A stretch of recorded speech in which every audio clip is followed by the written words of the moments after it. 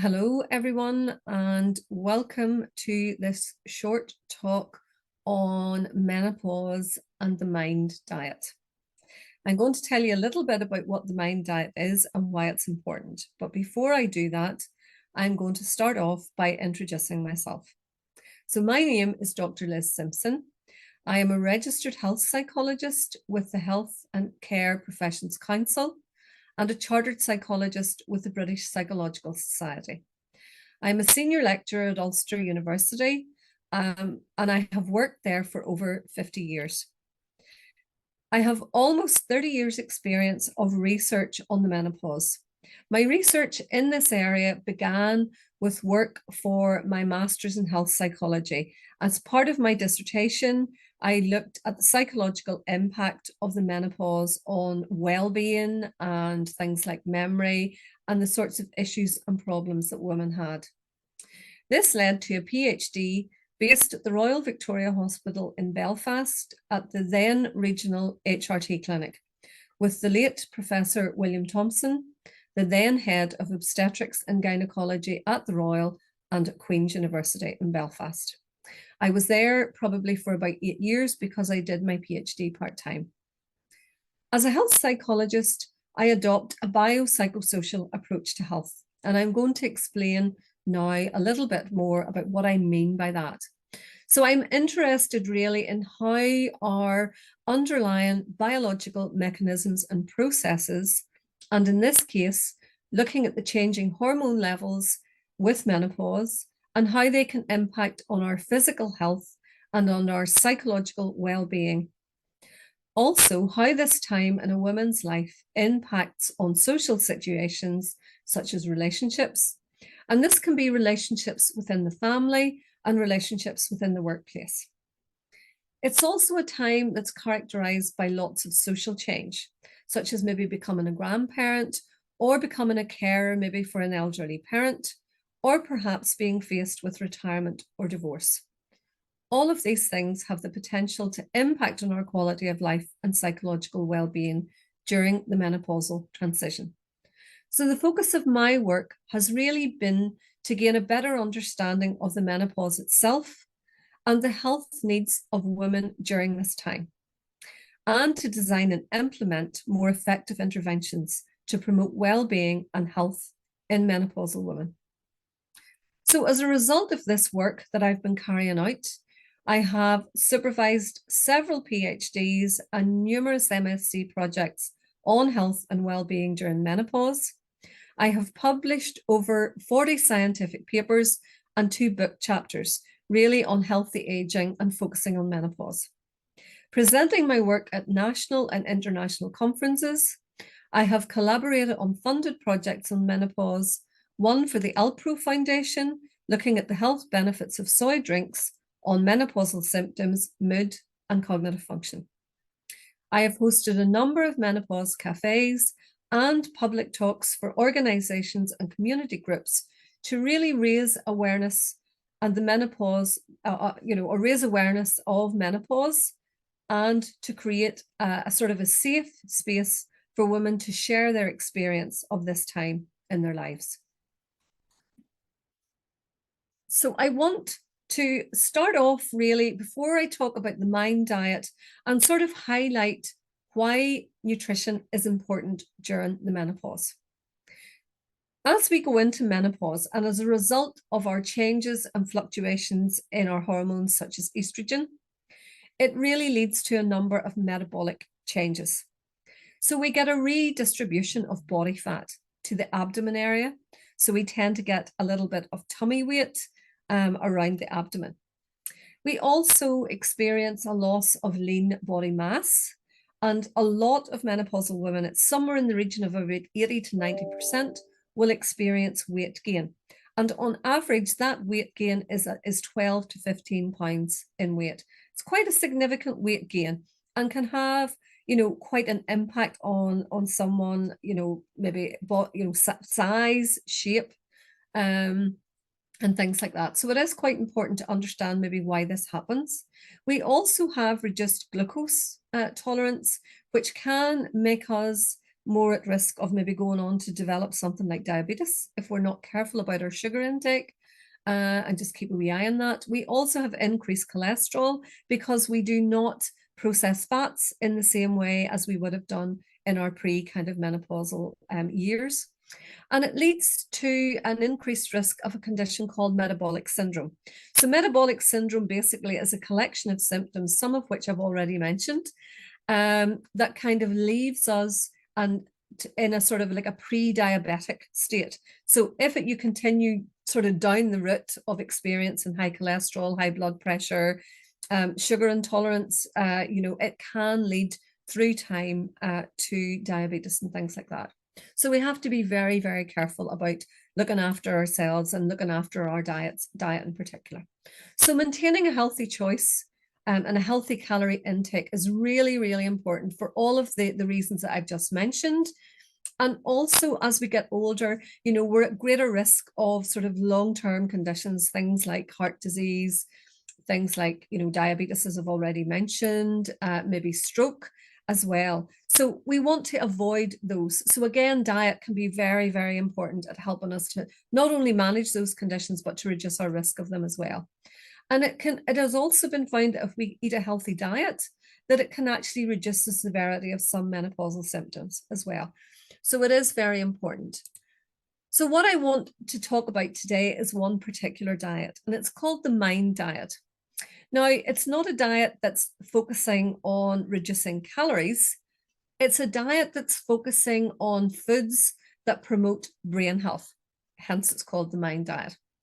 So the MIND diet really came to be in 2015. So it's a relatively new diet. Hasn't really been around all that terribly long. And it was developed by Morris, who was an American researcher. It's a hybrid of the Mediterranean diet, which you may or may not have heard of, and also something called the DASH diet, which was a diet that was really developed and designed for people who had hypertension. So it was to kind of, get them to eat more healthily to reduce their blood pressure. So in previous research on the Mediterranean and the DASH diet, it was found that both of these diets really demonstrated protective effects on the heart. So they were heart-promoting diets. And they also prevented conditions that could be particularly harmful to the brain as well. However, that was felt that maybe the DASH diet and the Mediterranean diet, the components within those did not specifically capture the levels and types of foods that were really needed to optimize brain health. Hence, the development of the MIND diet. So it was really designed to emphasize the dietary components and servings, which we're going to look at in a wee minute or talk about in a wee minute, linked to neuroprotection and dementia prevention. And it is a relatively new diet, but there's been some really, really promising research on this diet. And the suggestion from the early studies is that can actually prevent the onset of cognitive decline by up to about maybe 5 to 6 years. So it's a really key and important diet, I think, in the fight against sort of cognitive decline. And we know that women at the time of the menopause report brain fog. So again, potentially this might be something that women might want to try. Even moderately following the MIND diet can actually promote cognitive function and can promote a whole range of different things that we're going to look at. But what is the MIND diet? What do we need to eat in order to be able to kind of access the MIND diet?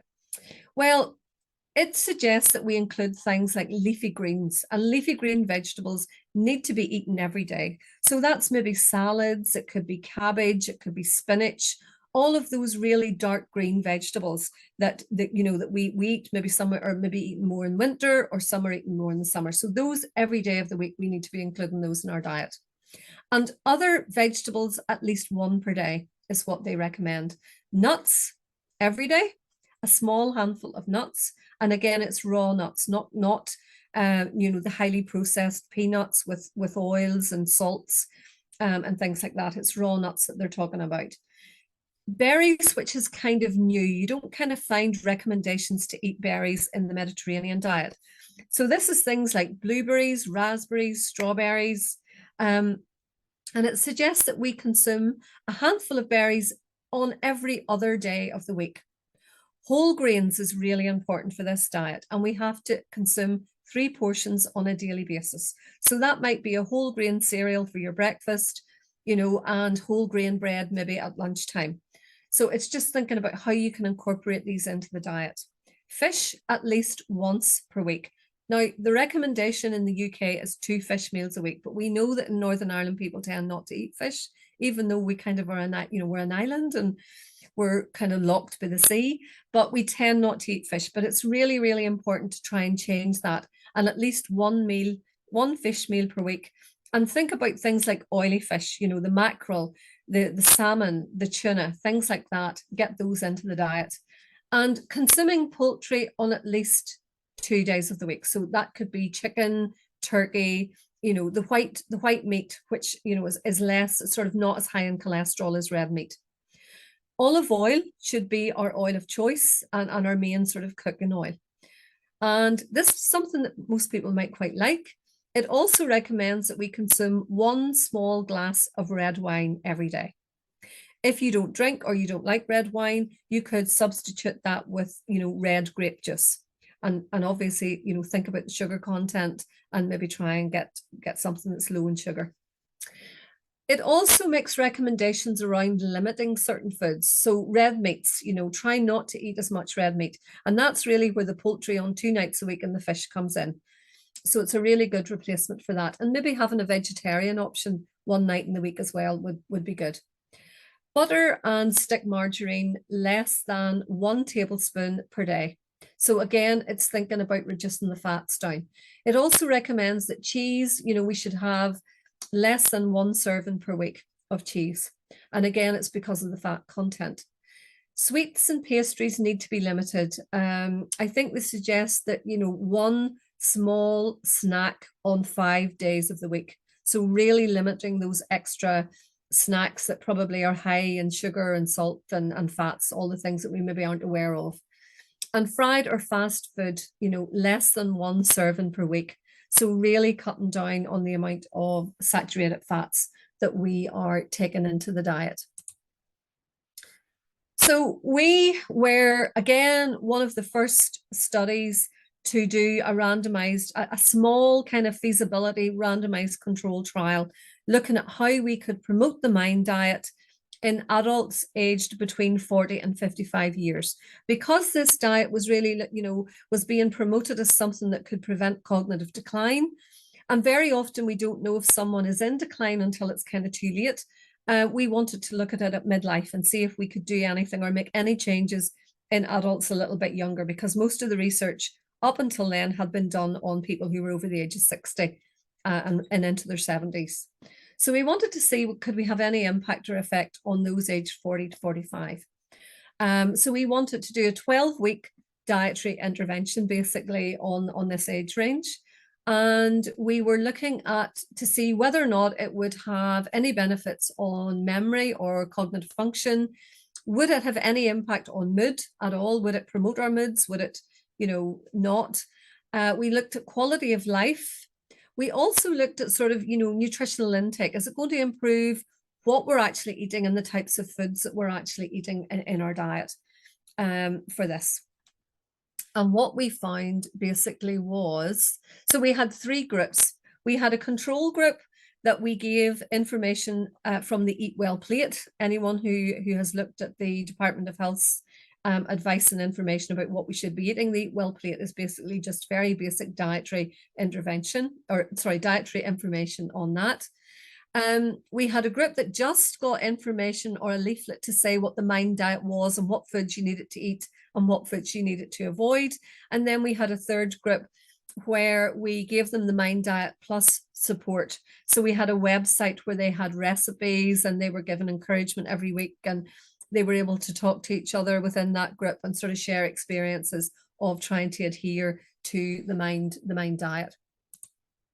So what we found was that basically across the 2 kind of MIND diet intervention groups, we found that there was an improvement in the types of foods that they were consuming. Now, remember, this is not about kind of reducing calories. It's really about improving the nutritional quality of your diet. So even a moderate following of this diet, we found that there was definitely an improvement in the nutritional content of the food that our participants were consuming. So they had adhered to it and they had found that it had improved their nutritional intake.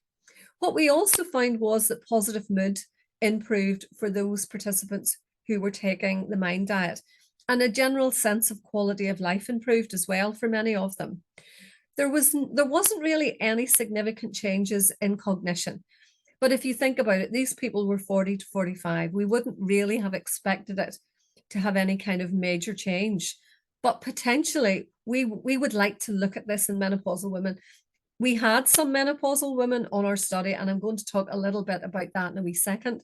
But we'd like to see whether or not maybe adherence to this diet could actually help with brain fog, which is something that we don't really know an awful lot about. But certainly I think it's something that would be interesting to look at, and it's certainly the direction that our research is going to go in next. In the feedback that we received from the participants on this study, as I've said, some of our women were in the menopause because obviously they're within the right age range.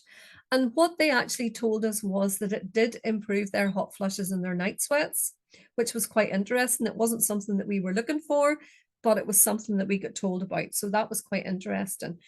Another interesting finding, again, wasn't something that we were really looking at, but they also reported that they experienced weight loss as well from baseline to follow-up or after the 12 weeks of being on the MIND diet, which was something, for some people it was quite kind of a positive and an interesting finding. And it wasn't something that we'd necessarily set out to kind of find. So that was quite interesting. What would my recommendations be around this diet? I think, at the time of the menopause and going across the menopausal transition, I think anything that we can do, given the fact that there are metabolic changes, that the metabolism starts to slow down, so we're not burning calories off the way that we would have done. And there's some evidence too to suggest that what we eat tends to change, and that we do kind of crave things that, some women will crave sweet things and will eat things that maybe we shouldn't be maybe eating so much of. So think about your diet. Think about how you can improve it. Use something like the MIND diet or the Mediterranean diet to really improve your dietary intake. Include foods that are known to promote brain and heart health. Things like fresh fruit and veg. You're supposed to be eating 5 portions of fruit and veg a day. Are you getting that into your diet? And how could you try and incorporate it into your diet? Eat more fish and eat more poultry, avoiding the red meat where possible. Reduce foods that are high in sugar and fat, so things like cheese, butter, and red meat. And monitor your diet. Think about what you're going to eat that day. Are you getting your 5 a day? If you get to kind of the end of lunchtime and you've only eaten 1 piece of fruit, is there any way that you get some more into your evening meal? And maybe before you go to bed at night, plan your meals. We know from our participants on this particular study that they had to be well organized. They planned their meals. They looked at the MIND diet and the ingredients and things that had to be eaten every day, and they made sure that those things were in their larders and in their cupboards, so that when they went to cook their main meal at night, the materials were already there. They didn't have to go to the shop. There wasn't any inconvenience from trying to cook. I think cooking from scratch is really important, and I'm led to believe that it's a dying art, but it's the only way that you will know what's going into your mouth is if you cook it yourself. You know what's gone in, and plenty of vegetables, plenty of fresh fruit and vegetables in there. And I couldn't recommend that enough. And there's lots of recipes online now, absolutely everything. And cookery demonstrations, if you're not very good, maybe you're not confident in the kitchen, there's so many apps now that you can get where people will show you how to cook things and how to prepare things. And even if you're only starting to learn maybe about 1 or 2 dishes and how to prepare them, that's better than where you were maybe before. So just thinking about that.